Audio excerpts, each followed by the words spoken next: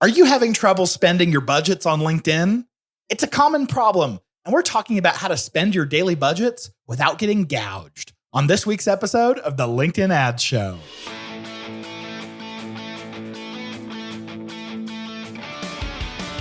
Welcome to the LinkedIn Ads Show. Here's your host, AJ Wilcox. Hey there, LinkedIn Ads fanatics. One of the challenges that we regularly face with LinkedIn ads is difficulty actually spending our defined budget. It's actually really easy to spend your full budget if you don't mind paying too much for your ad traffic. But we're operating on the assumption that you're a sophisticated marketer that doesn't want to overpay. So on today's show, we're going to talk about all the aspects of spending your budget and how to do it efficiently. First in the news, Shay on our team, she is winning every award right now for finding new stuff. She noticed that some of the accounts she's working on have a new UI change where when you hover over a campaign group name or a campaign name, the edit button appears right underneath.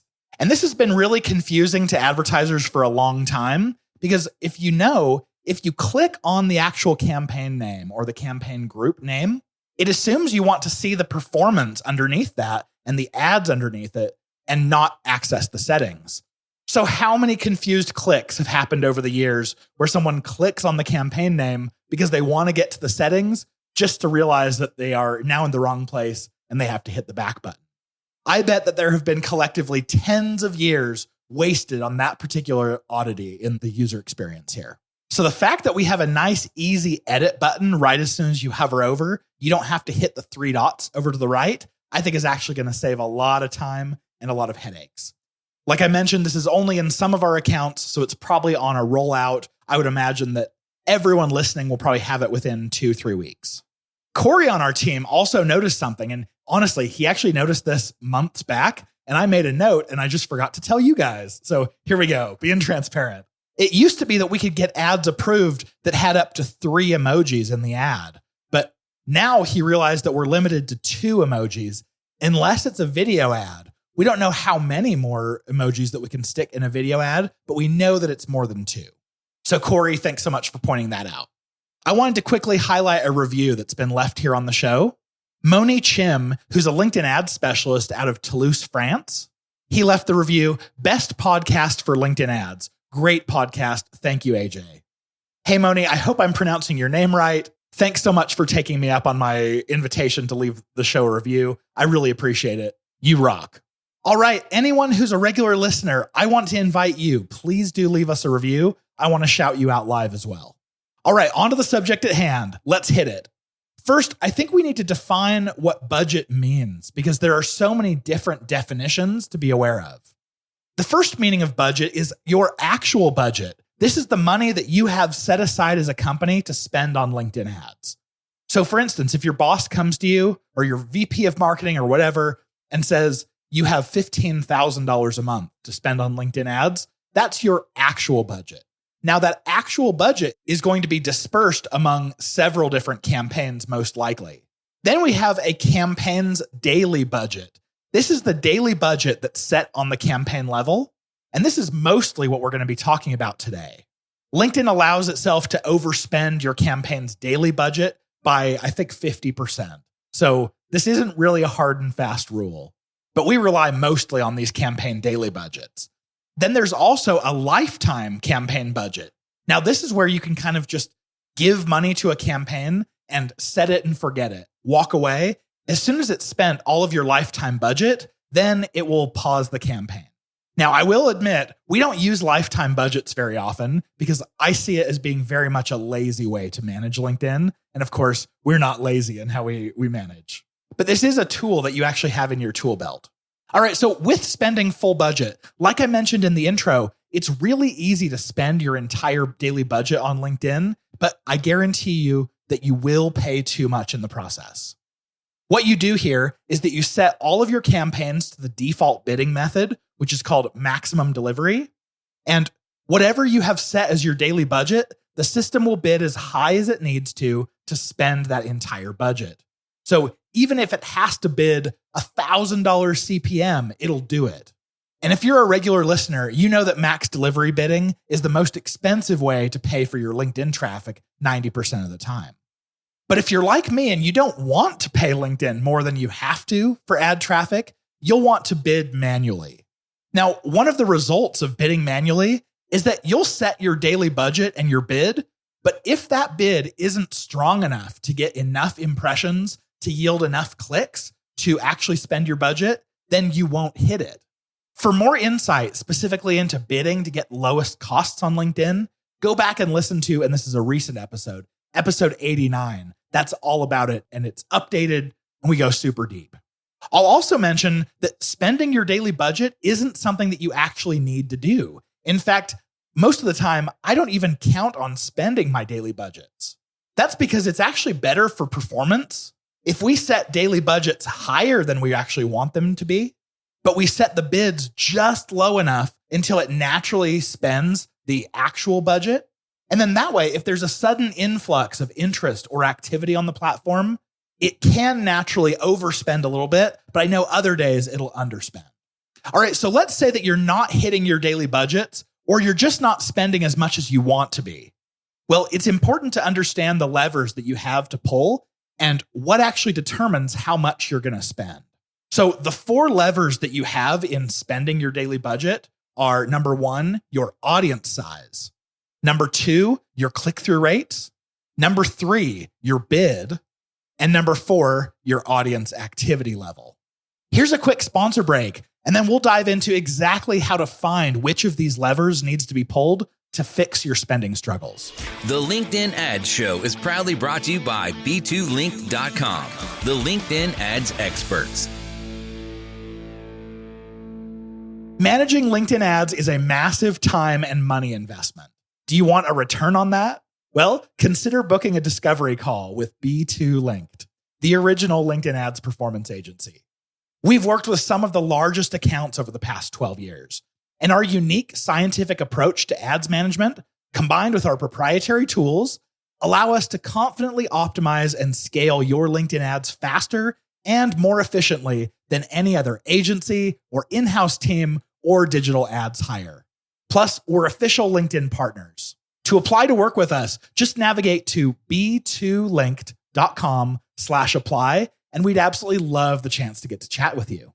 All right, let's jump into how do we figure out which of these elements is actually holding your LinkedIn ads account back.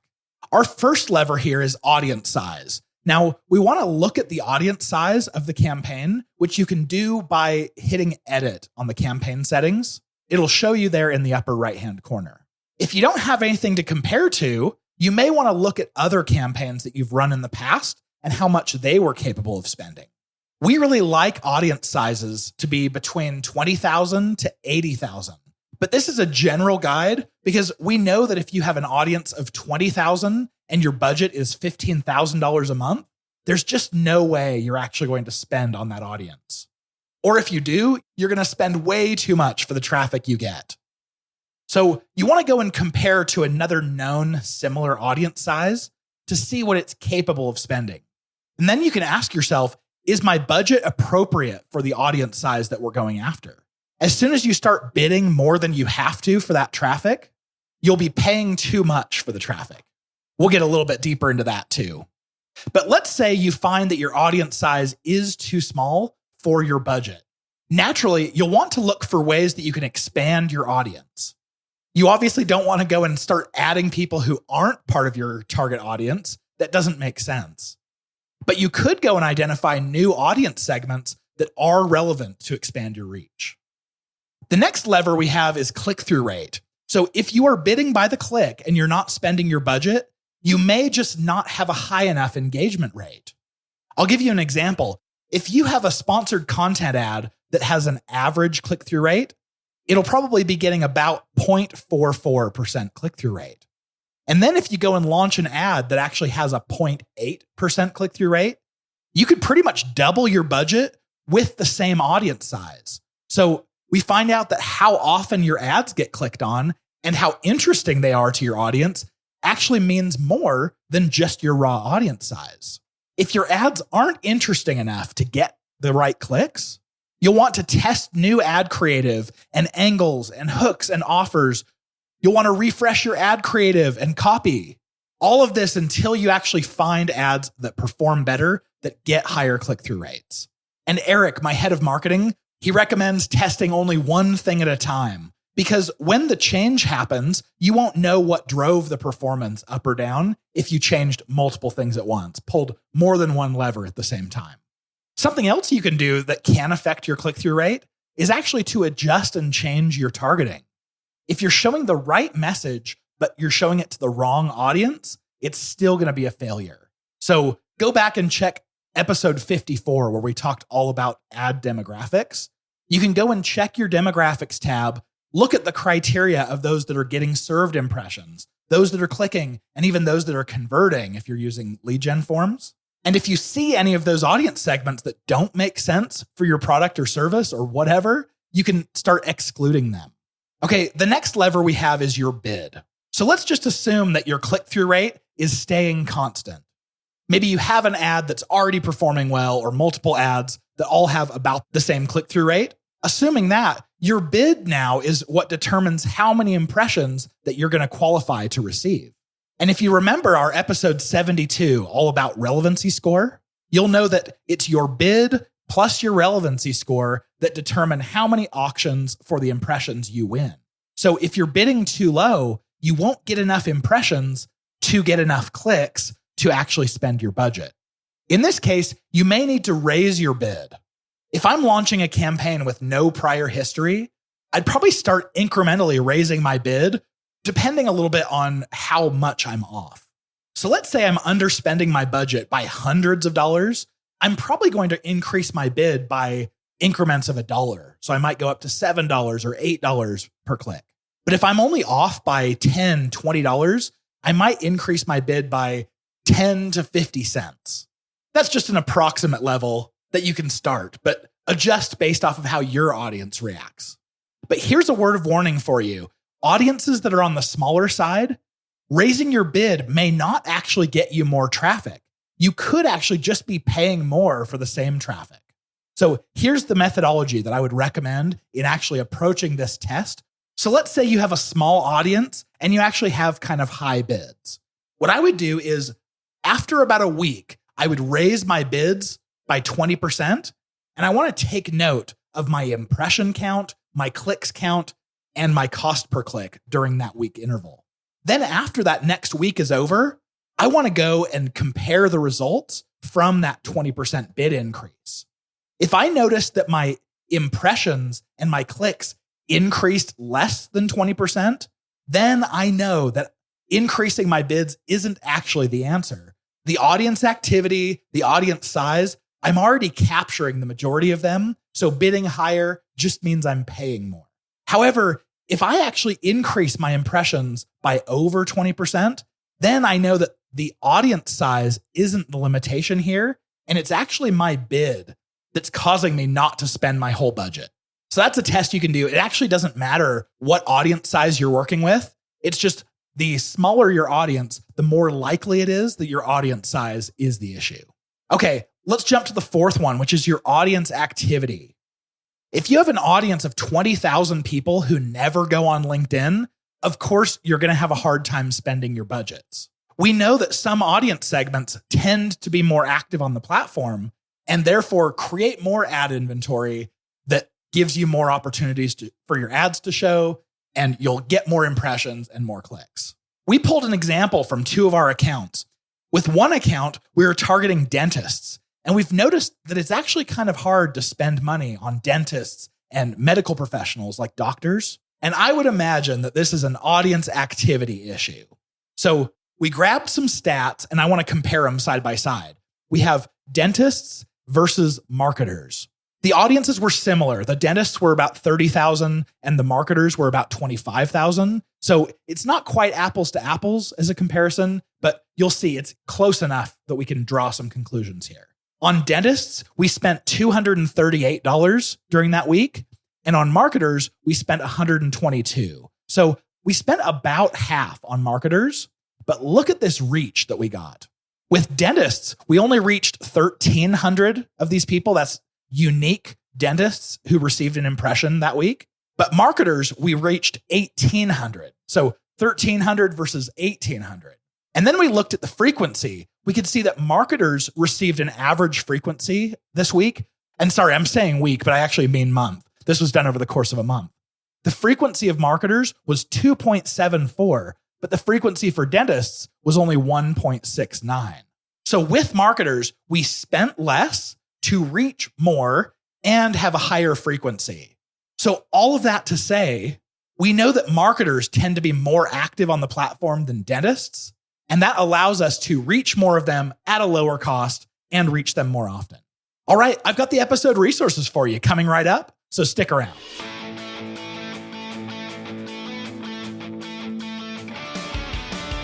Thank you for listening to the LinkedIn Ads Show. Hungry for more? AJ Wilcox, take it away.